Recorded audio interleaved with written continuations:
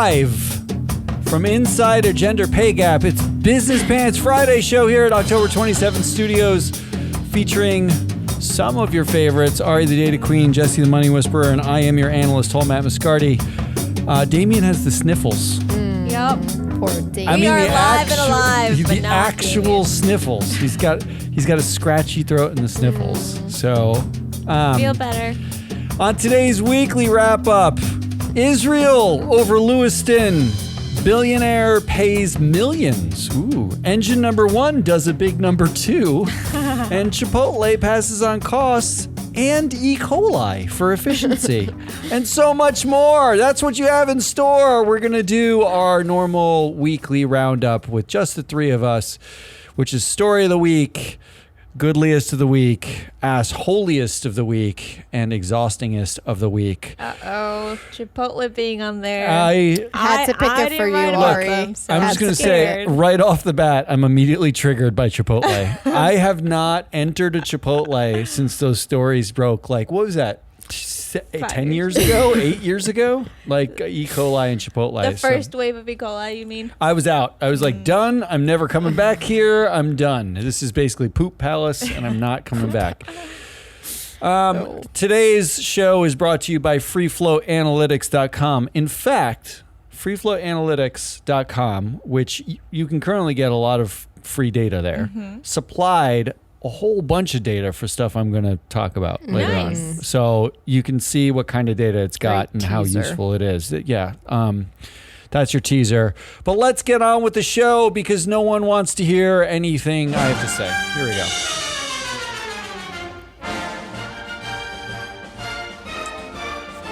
First up, story of the week.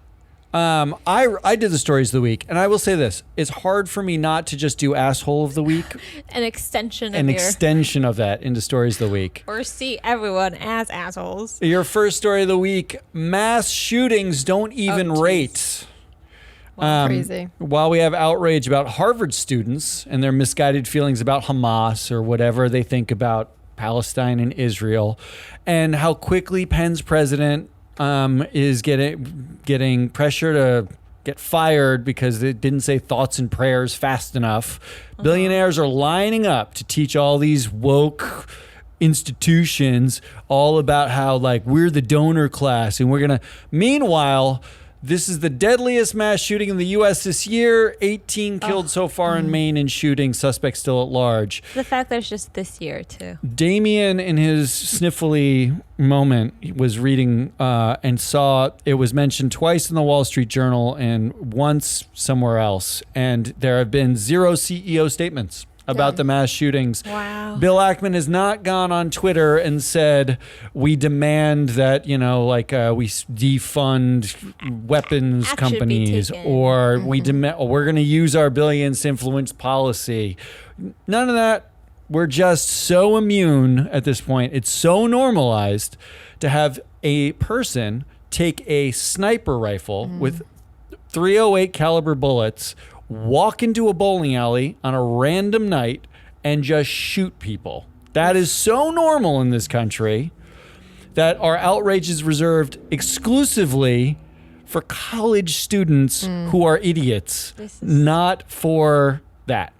That's chilling. Yeah. So that's what we're going to kick off with. That's our first story of the week. That's what's happening here in the U.S. So if you're not in the U.S., be glad you can go to bowling alleys and not worry about that. Yeah. Our another U.S. focused story: the anti-woke Speaker of the House is elected. Oh, Yeah, it happened on Wednesday. it happened on Wednesday, I think. There's a new Speaker of the House in the United States. It is in the House of Representatives, Mike Johnson, who nobody knew about him before this. Yep.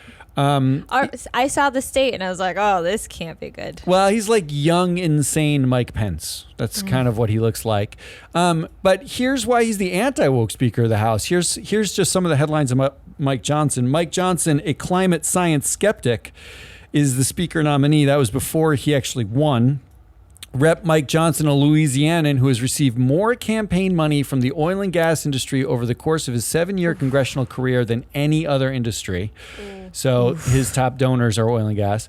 House Speaker Mike Johnson's first big bill cuts Biden's climate change funding. That's what he did this morning. His first act was that. Okay. The first major legislation House Republicans passed under newly installed Speaker Mike Johnson would cut billions of dollars in consumer rebates for energy efficiency upgrades, including the Infrastructure Act that Biden passed. So he doesn't want your house to stay warm.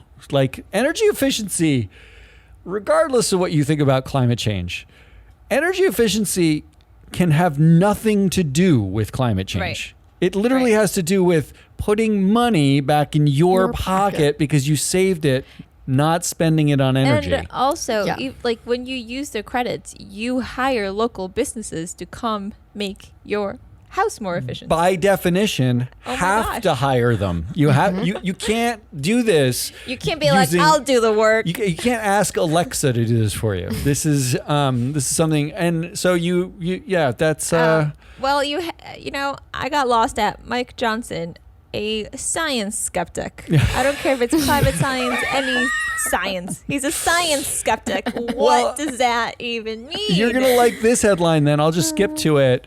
Before Mike Johnson became House Speaker, he lobbied for a Noah's Ark theme park. No. And it's exactly how you picture it. Religion is science, Ari. In fact, the theme park, it was supposed to be... What, does everyone die there? How is that entertaining? 2 of every animal survives there, including Thank God. dinosaurs, which were put on Noah's Ark.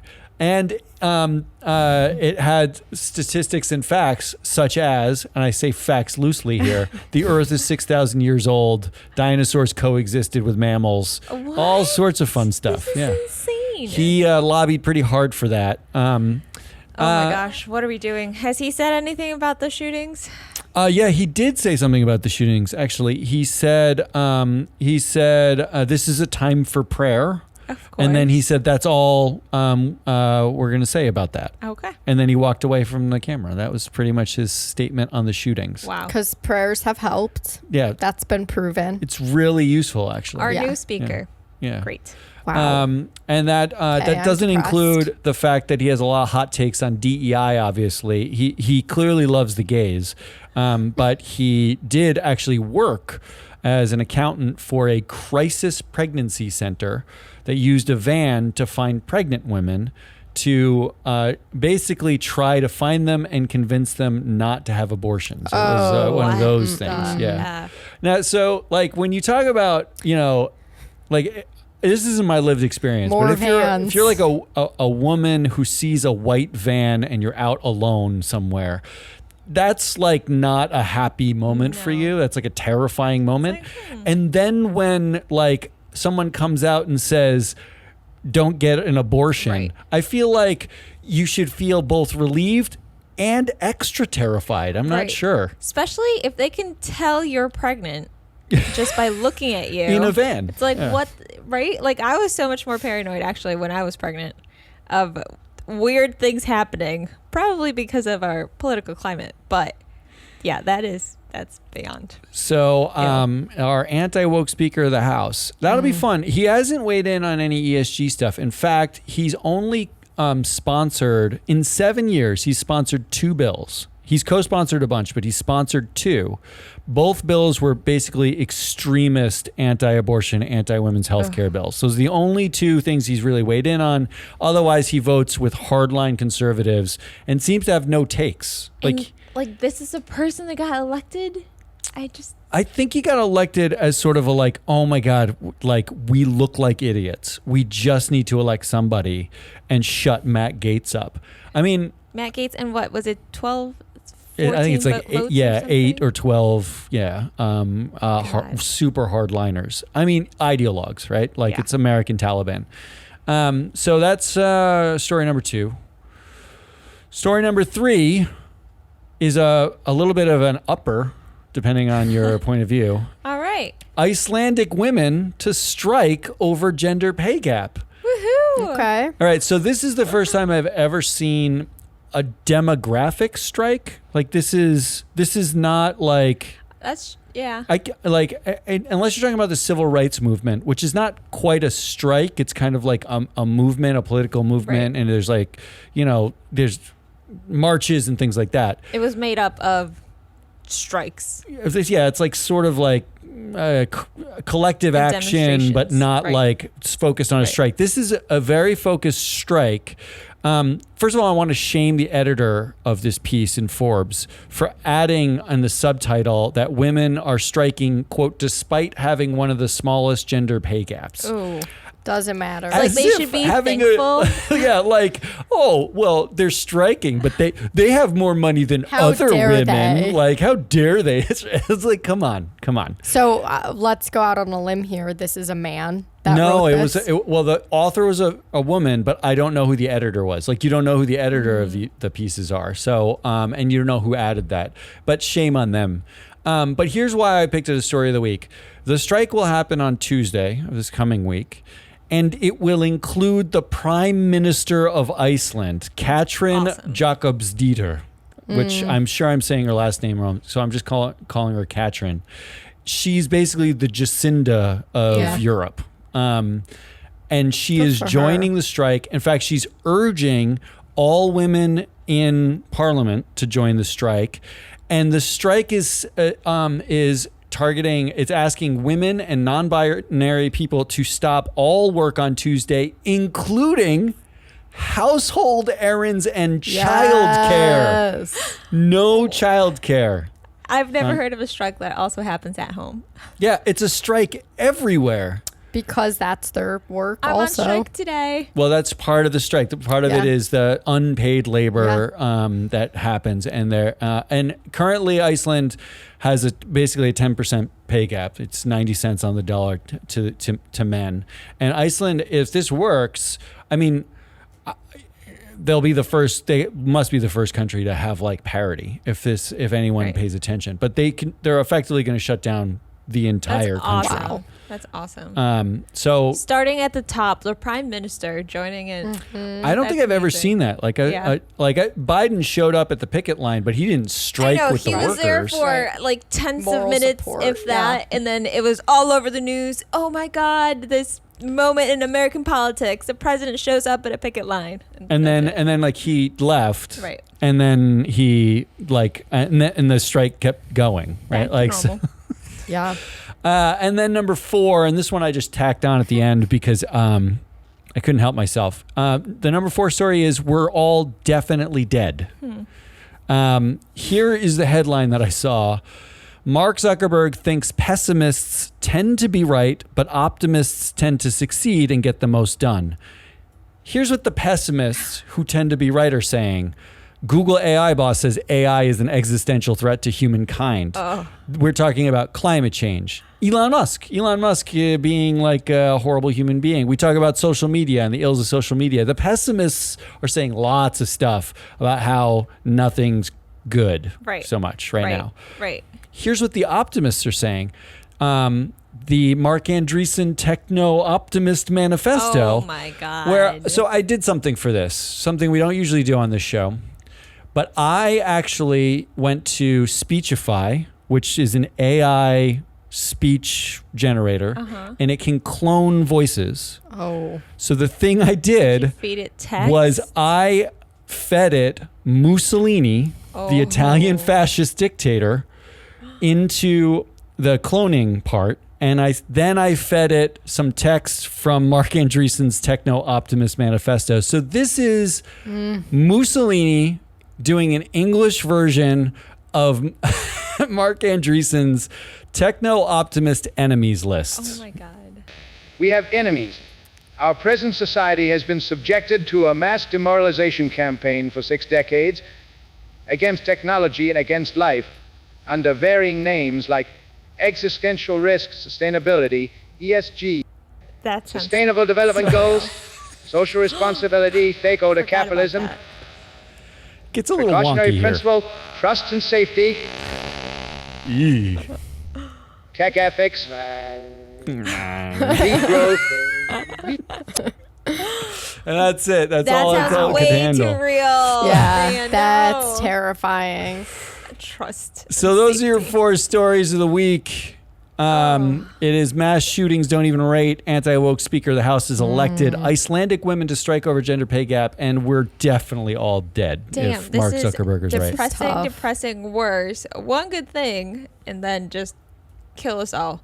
Okay. I'm gonna have to go with the Speaker of the House because I cannot believe that's who they picked after 3 weeks. Jesse? Did you just choose what was right before I did. voted? Yeah, I did. Okay, well, Damien likes this to be exciting, so because he's missing, I'm going to go with mass shootings don't even rate. Oh, so look, I picked all of these, so they're all actually the trick here is they're all correct. I'm Now gonna you break. get to break the tie. I get to break the tie. That means I'm actually picking Icelandic women to strike over gender pay gap, and I'm picking No that consensus. because. That's right. Thank you, audience. That's the right response. Because, I mean, first of all, mass shootings. This is the deadliest mass shooting in the U.S. this year, and there's been like 50. Right, like this is so, and the demand for CEOs to say something about everything at this point, and then the one thing they don't talk about being this is just so obviously, like we're naturalized to this. I think there's been over 300 actually. Oh yeah, I mean This year, it's that's an insane insane. number. It's an insane number.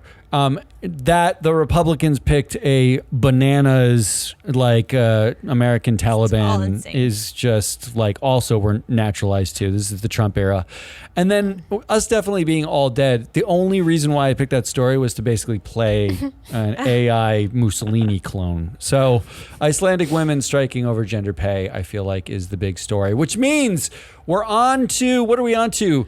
Goodliest. Yeah. Yeah, let's do some goodliest. I had so many stories for you guys this week. And you only chose 3. And I only chose 3. I had like 6. I had to narrow it down. Come on, make us happy. All right, here we go. We're going to start with California. New California laws mandate climate disclosures for both private and public companies. Ooh. California enacted major climate-related disclosure laws. And I really liked how this particular article phrased this. This month, California, as the world's 4th largest economy, joined other jurisdictions by requiring companies doing business within its borders to report greenhouse gas emissions and climate-related financial risks. That's Like, great. this is a ton of companies, right? It's got to be every company Come on. for the most part, yeah. So, California, way to go, hopefully. I know that Illinois, Colorado, and Minnesota have set some type of mandate like this, but this is definitely the broadest. Like, I think Minnesota's, for example, only affects companies in the banking industry. But yeah, so I got really pumped about this. I did see that Montana is appealing the kids who won the lawsuit that says they're liable for Yeah, climate yeah. damage. Montana is currently appealing that ruling, Well, which was they are. obvious. Which means it'll go to the Supreme Court and it'll be decided by Brett Kavanaugh and Clarence Thomas. Okay, this is goodliest of the week. Save that for exhausting. Moving on, number 2. Do you guys remember Nikola, the truck and car manufacturer? So their stock surges 9% after disgraced founder and ex-CEO Trevor Milton was ordered to repay $165 million. So I don't know if you guys remember this, but back in December of 2021, Nikola agreed to pay the SEC $125 million to settle charges that it defrauded investors by misleading them about its products, technical capacity, and business prospects. Milton left the company prior to that in 2020, but he was convicted of fraud related to the false statements. And now he himself is being held accountable financially. All right, so it's been 2.5, 3 years, right? Yes, Since this the happened. scandal. Yep. which means that the stories broke about Elon Musk and how he basically exaggerated everything about everything he's ever done. What, 6 months ago, 8 months ago? Yeah, is this going to be the... There's hope. So then this would suggest there might be hope. That's what I was thinking too. Except that I don't think anyone's going to call him a disgraced founder because there's some other companies he hasn't disgraced yet. Like the Boring Company, because they don't do anything. No, they made a flamethrower. You're right. They did dig a hole once. That's really once. It's really hard to. Although they're mildly disgraced because when they dug the hole. First of all, the hole they dug is in Las Vegas and it has traffic, right? Like, so it was dug to get rid of the traffic and it has traffic. And then second of all, they made no escape routes out of the hole. So if there's like a fire in it, you can't get out and there's Travel no at your own safety. risk. Yeah, it's basically a nightmare hole. You sign a waiver. That one's pretty good. Dude, come on. A founder Yeah, we ordered like to this. repay money. We like this. I mean, But how much did he make? Yeah, how much I is he don't worth? care. Oh, there we go. Okay, there we go. Listen, what It's he good. has It's, to pay... it's a good precedent. What he has to pay is more than what the company had to pay the SEC. Yeah. So- You're fraudulent, then you should have to pay. That's good. 165 million. Come on. That's I a like lot. this. All right. And last but not least, CVS to pull certain cold medicines containing decongestant phenylephrine from store shelves. A month ago, and this is funny because Matt's wife actually sent me this article when the when this story first came out about phenylephrine. A month ago, a panel of advisors to the FDA unanimously determined that the main ingredient used in over-the-counter cold and allergy medication doesn't actually work to clear wow. up congested noses when taken orally. Right. So all You that have to crap take it they're up your buying, nose? it doesn't work. What if you're taking it wrong? What if you're like my child who puts everything in her nose? Well, maybe it does work then. But this is a big deal. According to data compiled by the FDA staff, retail stores in the U.S. sold 242 million of these bottles, which was up 30% from 2021, from the year prior. This generated $1.8 billion in sales last year. So is it just a placebo that's happening? Or So it's actually not? this drug is found in a lot of cold medicines that also have other drugs. Okay. Right? Where they're saying that this particular drug does not do anything. Does not need to be in Right. there. So CVS has pulled all the products that only contain phenylephrine as their only active ingredient. Okay. The FDA has not decided whether to remove these products from the market or not. CVS is, I know, right? Like, They said it doesn't work. I know. What are you doing? What are they doing? But an example of a product was Sudafed PE. So if you have that in your closet, in Placebo. your medicine cabinet, which I do, throw it out. It doesn't do anything. This is just bananas. They just want a way to get dyes, blue dyes, red dyes, orange dyes into your body. Conspiracy. Can we actually 30% increase in sales from 2021? Doesn't that seem roughly around when people like stopped caring about COVID, but still got COVID? And they probably went out and they were like, I'm going to get my Sudafed. Yep. That'll take care of whatever I'm sneezing. Right. Meanwhile, it doesn't work and you just spread COVID, you jerk. It does nothing. This was so mind-blowing. All to me. right, so we got 3 stories to choose from. New California law mandated climate disclosure. I think actually the big deal about that one is it's both private and public. Yeah. Private. is a Private. big deal. There's no data on private. Nikola's stock surges 9%. Oh, well, really, it's Trevor Milton paying $165 million. And CVS pulling cold medicine from the shelves because it doesn't work. I can't. Before being told what to do. But I can't in good Before being told what conscience to do. You can't vote pick that. a company that took something off the shelf because it didn't work. Shouldn't What? they do that? Isn't that like baseline? Yeah, but you want to be Tylenol, not Toyota, right? Like, you want to be proactive about it. You don't want Yes. to wait until You're celebrating doing the thing you're supposed to do, like instead of not doing the That's thing. where you're Wow, we're supposed you to at really in hyped this up climate. these good articles. do. Yeah, you hyped them up way too much. What- Jesse, what are you voting for I'm here? going with California. Yes, California is the right answer. It's the only answer. I sent her a really good one. She decided I- not to use. She so. deleted mine too. I had. I don't know what you guys are talking about. New Haven planting 5,000 trees. I know, and then I would have It's- said it on here. You guys would have been like, "What are we doing? Celebrating trees? That's Just not I going love to change trees. anything." Look, I'm going to say this. I'm a sucker when the like trillion tree thing came out like 3 or 4 years ago. Yeah. I don't know why, but I am a sucker for it. I know the science says like it'll do something, but not for years. It's not effective enough. It's No, too but- slow and all that kind of stuff. But I love the idea of forests.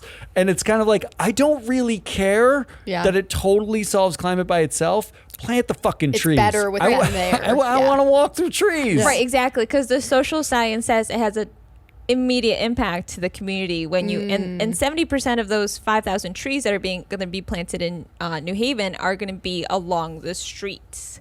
So sidewalks. So Matt's voting Delightful. for trees, even So if it's can I not on the change my list. vote to the one that I picked that you deleted? No, I can't. Which Forgot what else means, I said. which means you're all stuck listening to Assholiest of the Week. All right, this week I've got 3.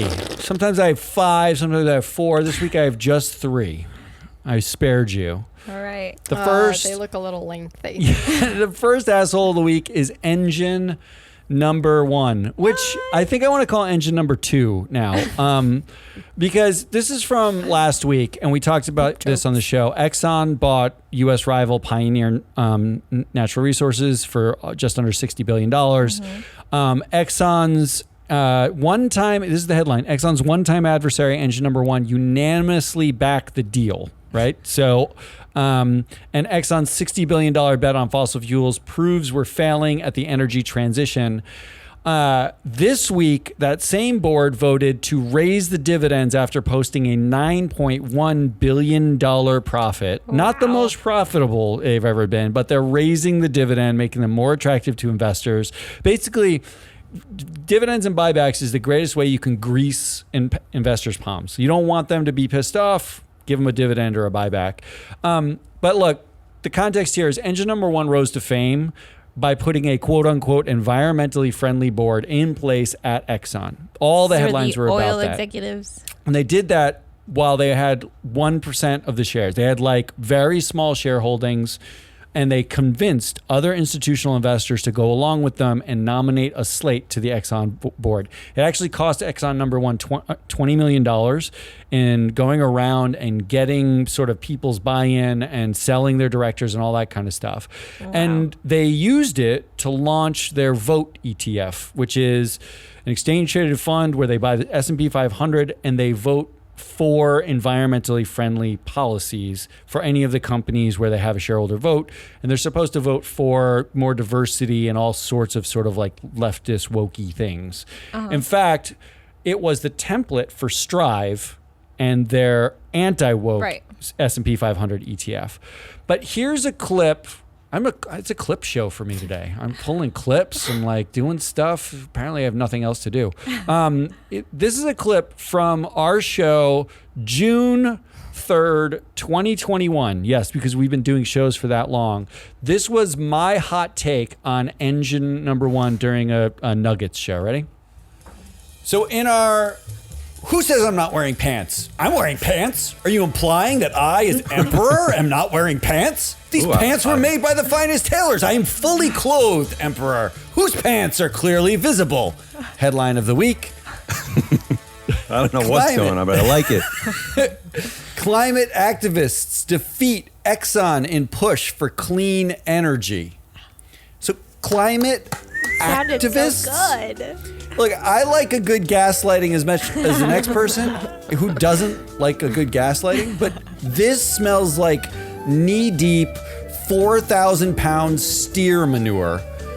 Oily Greg Goff spent 30 years fighting carbon regulations, gets a board seat on a board where he already has connections. He's like one phone call away from the board, and it's somehow a climate win. That's what I had to say back then. And now it's looking like somebody was right. I don't know who, what show everybody should be listening to, but somebody was right. And I don't know who it was, because here's Exxon's environmental air quote board today. Greg Goff, 5% influence according to Free Float Analytics. Karsner, 4% influence. Hytala, 4% influence. Those are the three directors that were on the slate from engine number one. They have a collective 13% influence over the board. Meanwhile, Darren Woods, the CEO, is 26% influence, and Angela Braley has 12%. Exxon actually expanded the board size to dilute director power and consolidate it with the executive and the long-term directors. And the incoming directors that they added were actually all connected to existing directors. So the board is currently 62% connected. Nearly 2/3 of the board is connected within 2 phone calls. This is your environmental win. Okay. And here's the backdrop. In the last 2 weeks, engine number one closed its deal to sell its vote fund that it launched with this slate to TCW, another asset manager. They are not doing it anymore. They sold the whole thing. So what the fuck was this? The whole point was just a giant marketing campaign and to launch themselves. And damn, they succeeded. And they definitely succeeded, but the Wall Street Journal hailed this as a positive. The Wall Street Journal. This is everyone did. It was everywhere for months. It was a talk of like, this is the future of proxy voting. This is like environmental win. Environmental activists are finally making headway. They added energy people to an energy company board. Then those people got diluted out anyway. And now currently Exxon is drilling for more oil than it has in decades. Way to go. So engine number 2 it is. Engine number 1, you took a giant engine number 2. My second story is really short, and it goes back to the story of the week about how mass shootings don't rate. This was the story I saw. Doxing truck displaying names and faces of affiliates it calls anti-Semites comes to Columbia. The group Accuracy in Media, which is a conservative front group, who I'm sure is funded. I don't know how the funding works. I didn't get into it, but it's funded by all sorts of people. They have been driving around college campuses. Every kid that has signed a pledge about be nice to Palestinians, everything stupid stuff about not condemning Hamas, all the way to can we just be nice to Palestinians? Right. Can there please be a ceasefire so people can get some aid? Yeah, exactly. Once Bill Ackman and the billionaire class attacked them and said, we'll never hire you. We want the names of these people. Yeah. That's what they said on Twitter. Accuracy in Media rented these trucks or got these trucks and are now displaying names and faces of college students at the college campuses with the giant word anti-Semites. Do you want to know who the anti-Semites are? Terrible. And meanwhile, the billionaires are still at it. This headline broke yesterday. Billionaire Leon Cooperman, whose name, I don't know, you guys weren't on the show then, but Leon Cooperman was one of our early favorite billionaires because he basically was really petulant and angry that Elizabeth Warren wanted to raise taxes on rich people. And he was like, I don't like it. I don't like it. He is cutting off donations to Colombia now over student protests of the Israel-Hamas war. So you've got, they're cutting off donations to Penn, Harvard, Columbia, any school where a student voices any contrary opinion. Regardless, I don't care so bad. I don't care whether or not the opinions are warranted. I think if you can't say that it's not okay for these left wingers to say a conservative like a Ben Shapiro can't show up on campus and give a talk, right? You get really upset because it's all about free speech and we yell at them. And then you go out and say, oh, I'm cutting off my billions because you said something I don't like. I mean, it's the same thing. So that's your second set of assholes. And number 3, this one's totally self-serving, but this matters, people. Anyone not buying free flow analytics data, You're currently asshole of the week. That's correct. Well, if I could move to the sound effects board fast enough while I'm talking. This is a big cheer. Thank you, audience. That's right. That's correct. They know what's up. It's almost like they're on our side. It's almost like I'm controlling them. Here's why I picked this. I did a little quick case study this morning. There are about 30 non-SPAC or fund-related proxy statements, F-14As, in the U.S. that were filed in the last 7 days, okay? 14 of those companies are really tiny or subsidiaries, or they don't show up in the data because, you know, they're new, they IPO'd, they're just super tiny. That means there are 16 in free flow analytics data. Here's your stats on those 16. 44% are totalitarian boards, meaning they're dual class companies. They have dual class dictators. They're fake public. Fake public. Nearly half tell you of they're them. Fake public. Nearly half of them are fake public companies. Wow. There were 151 directors represented. Fewer that you get to vote on because a number of them are classified. 128 directors. We actually had enough data to show performance metrics on. There were 0 shareholder proposals filed at these companies. And the reason why this is important is because when you go to ISS or Glass Lewis, the thing you get from them often, the most, well-researched thing, is how to vote on a shareholder proposal. Then they have like broad policy stuff that they'll execute on directors. But 96% of the time, they say vote for a director. Right.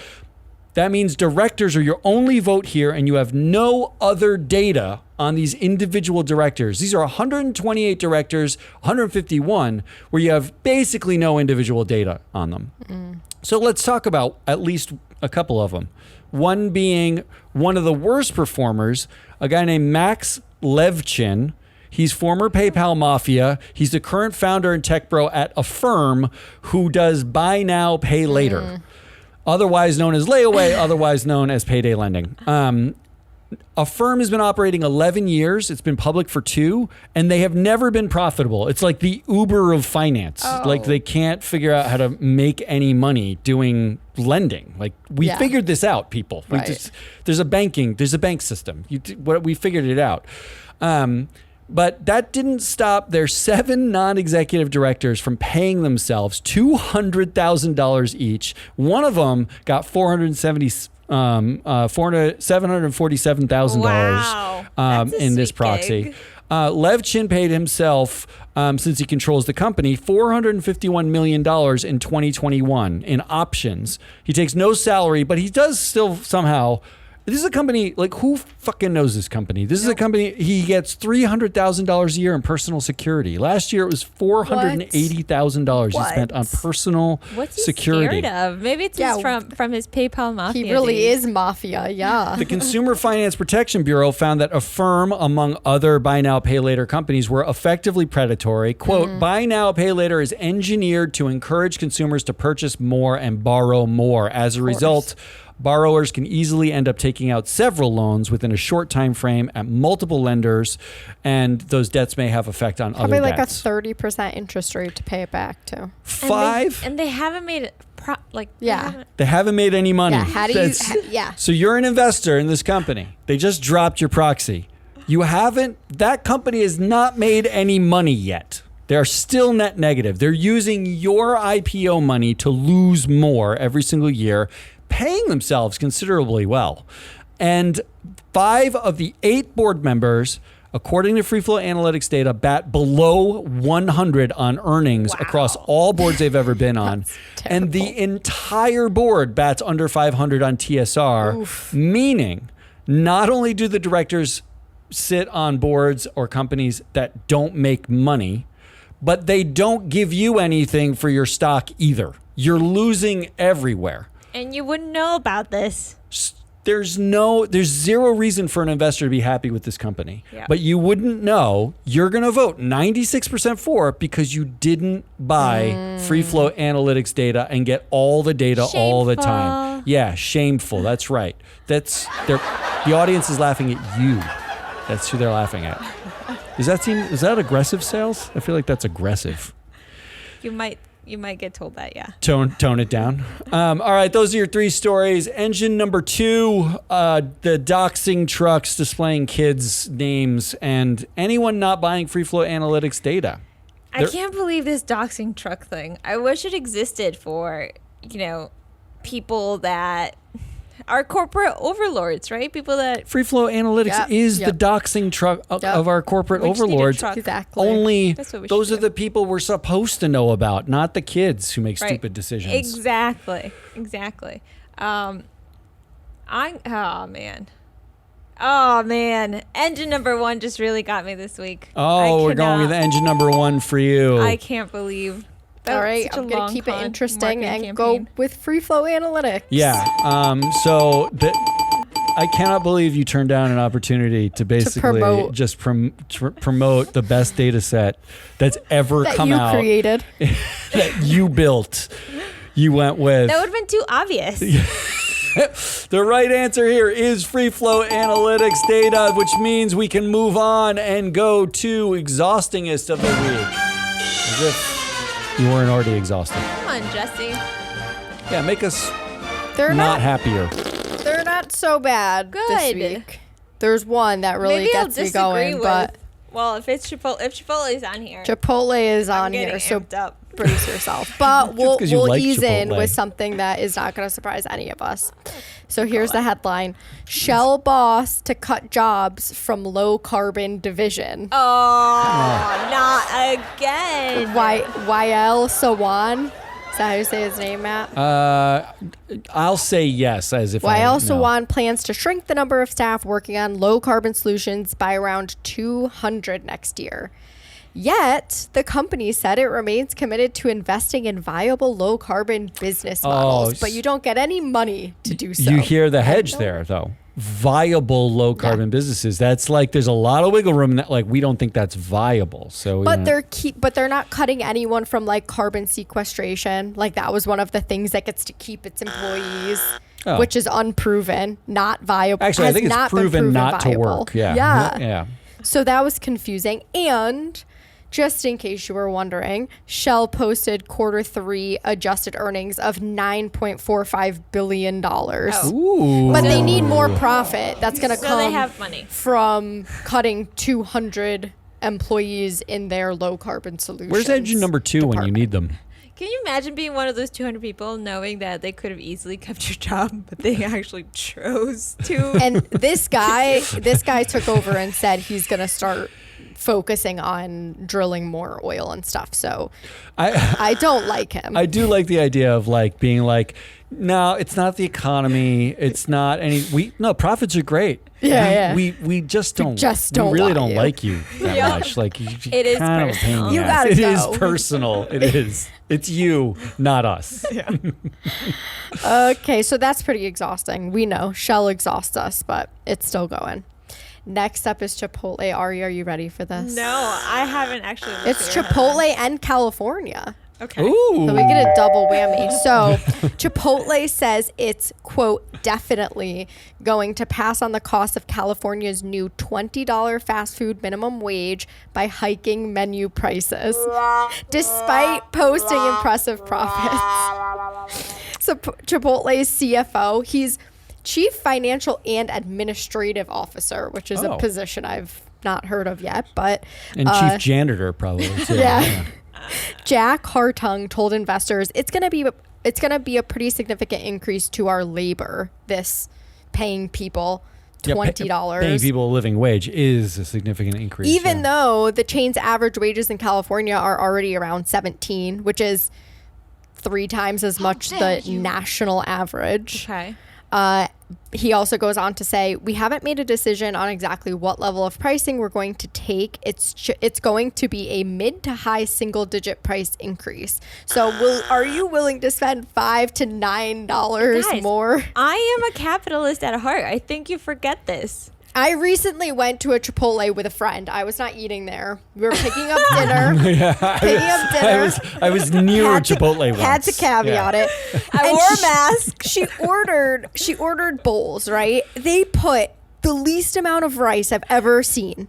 They didn't have black beans or pinto beans. They didn't have beans available. And I was like, That's because I bought them all. do you know when are they going to be out soon? Because my friend was just going to like go on and not have beans, which was like the main protein of her thing. And I go, are they going to be out soon? He goes, I don't know, but I can check in back. Like, what is this? Well, that, in fairness, so would you pay that guy was paid $12 an hour. So $5 to $9 more to get a bowl that's like half of the amount of food you should get? Look, this doesn't bother me. This is good news for the workers of California. The hope would be that as food costs increase, first of all, people should get paid a living wage. I'm happy to pay extra money if somebody else gets a living wage, because we've consolidated the capital in the hands of like 7 people, right? Like, so it would be nice if there was some access to capital that wasn't those 7 people. But doesn't it say, like, think about what you're listing: rice and beans. I know, so cheap. Make that shit at home. Like maybe you cannot go to Chipotle. You can make a big pot of rice and have 2 cans of beans, and you can eat Chipotle at home 6 days a week. That's true, but I chose this as exhaustingest because it reminded me of an article we talked about probably like a month or 2 back where they found out grocery stores, it was in France, they put up signs, they put up like tags on products that they were increasing price and making the size smaller. So it's like everything's being all of this inflation is being passed on to consumers. Yeah. So this is exhausting to me, that why do the consumers have to pay for this when in Q3 Chipotle's total revenue saw an 11.3% increase to $2.5 billion. They already raised menu prices 3%. They just did that raise, and they posted a 21.8% jump in net income. Like, you make enough money, eat the cost of paying a living wage to your employees. Care about them. It's a drug, Jesse. People are going to keep buying it. That is your responsibility. Look, they're still cleaning up from the E. coli. So that is your responsibility. My God. Okay. Ari shouldn't have to pay for that, Chipotle. You should. But I will, because I'm addicted. All right, and my last one, this is the one that really gets me going. Apple is considering treating mental health with $3,500 Vision Pro augmented reality headset. There are so many things wrong with this. First of all, Apple, stay in your fucking lane. Stop trying to treat mental health. But also, who do you think can afford? Some people can't even afford therapy prices in the United States, let alone a $3,500 augmented reality headset. So the argument here is that it is going to diagnose and treat your mental illness by measuring your facial expressions, feelings, emotions. Like, it is going to measure your pupils and their dilation and your reactions. It'll detect levels of anxiety and depression, PTSD, other stuff like that. Like, this feels so scary. This is the Halloween episode. That's next week. This has to be a joke, right? But it's not. It's going to send it to your employer. Oh. Yeah. Who gets to fire you. Or charge you more for insurance. They're going to up your premium. This is just so scary to me. And conspiracy theory with you too. But not to mention, then, regardless of all of that, I think that these VR or augmented reality headsets are just going to cause more isolation and contribute negatively to our mental health crisis, because loneliness is an epidemic. And when you have your headset on pretending to be around other people or like on vacation or whatever, you're going to be even more lonely when you take that thing off. So like, have we learned nothing from that pandemic? Everything about this is so terrifying to me. And like, exhausting. Stop thinking that you can solve these problems. You're a good tech company. You're not a mental health. Apple, just come out with your car already, okay? Wait, I need to clip her saying you're a good tech company and just have that on repeat, because I don't think I'm ever going to hear that ever again. So your 3 options are: Shell boss cuts jobs from... That doesn't annoy any of you guys. Just the low carbon. No, so I'll get to it. The Chipotle passing the cost on of living wages, and Apple treating mental health with $3,500 Vision Pro augmented So reality absurd. headset. Who wrote that headline and was like, yeah. Well, that's the thing. The $3,500 Vision Pro reality headset.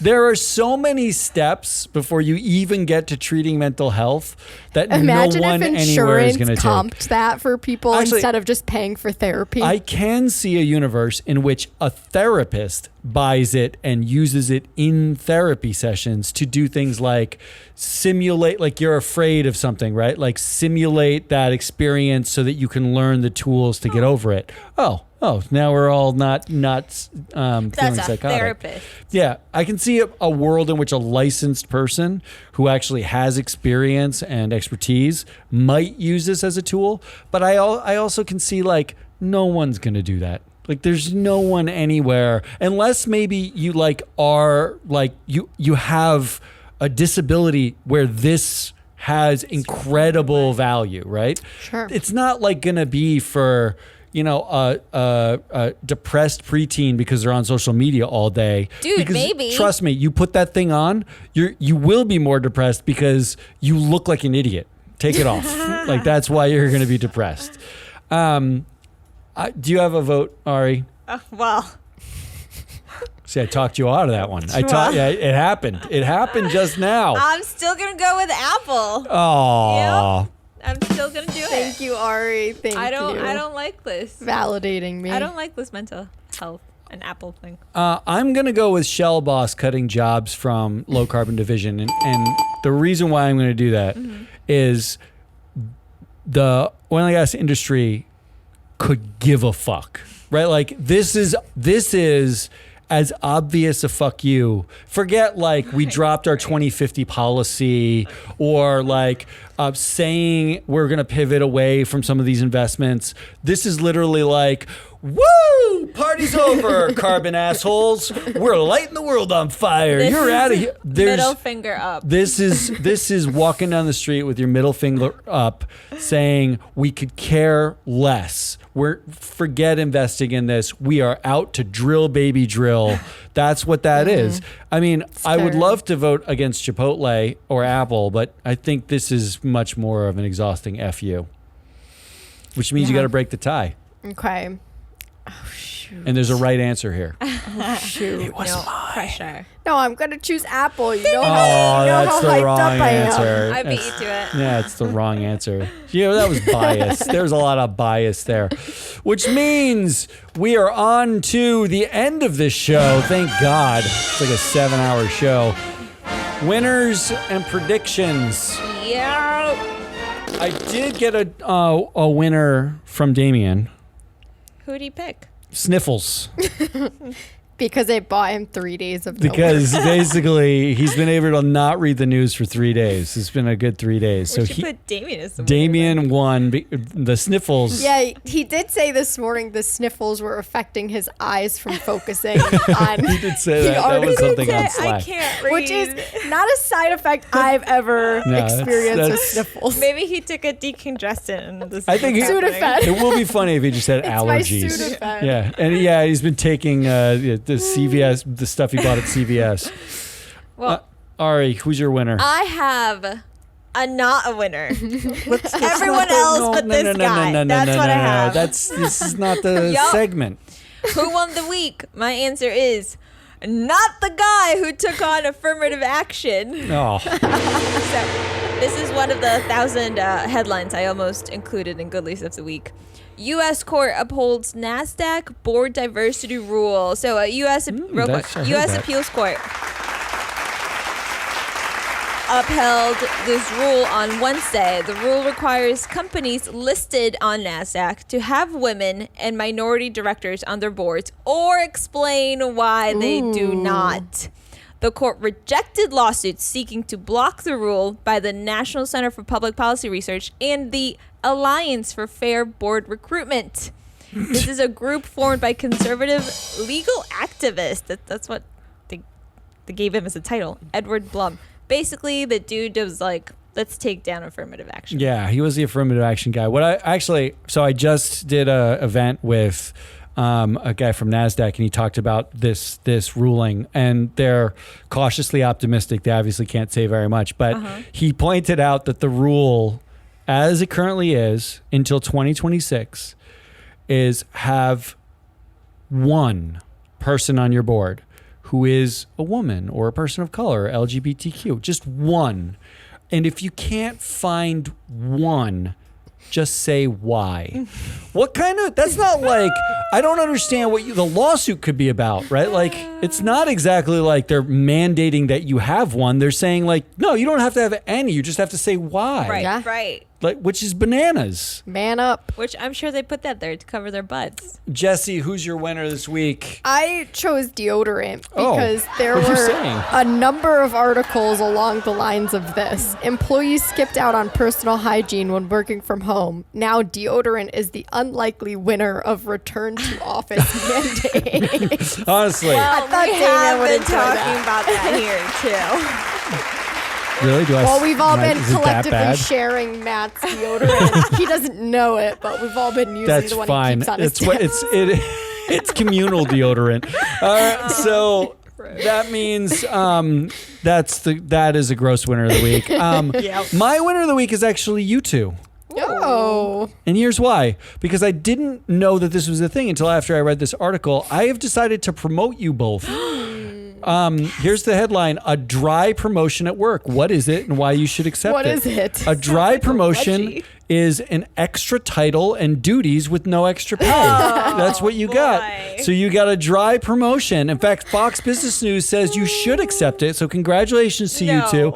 And Of course, piggybacking Fox on the Business deodorant News. one, you stay dry and you are dry. You get a dry promotion. It's everything's dry and clean Your and pockets nice are and- dry, but your armpits are also dry. So everybody's a Brought winner. to you by Secret. All right, predictions. Damien had no predictions except that he probably won't get better until next summer. Next month. Ari, any predictions? Yep. I saw a bunch of articles talking about toy companies. And they're crying inflation, which means buy now, pay later. This is their time to shine with the holidays look coming. at you. That's actually a legitimate prediction. So, Christmas is the buy now, pay later season anyway. All right. Yep. What do you got? I don't have one. What? I don't have one. It's just three of us. You couldn't come. Here's my prediction. And this will Not get my us. strong suit. This will get us out of this show. My prediction is Leon Cooperman, Bill Ackman, and the billionaire diaper babies, who are the conservative class of diaper babies. They commissioned a research paper on who to be outraged at after reading this headline. A gay Israeli soldier says he's going to fly the LGBTQ plus flag on his tank while fighting Hamas. What do you do about that? plot twist. It's a conundrum. You're pro-Israel and you hate everybody who says anything that you don't think, but you're you're also not conservative. really for the gays, and this is a gay Israeli fighting Hamas. Their brains just exploded. Puzzling. That's our show. That was Jesse the Money Whisperer and Ari the Data Queen. I am your analyst, Matt Mascardi. We are Free Float. The show is sponsored by freefloatanalytics.com. You can go there. You can get a bunch of the data we talked about today. But we'll be back next week. I guess we have a Halloween episode on Monday. If you don't, yeah, it'll be spooky. It'll be all things that should scare you. Until then, as if this show didn't do it. Until then, goodbye.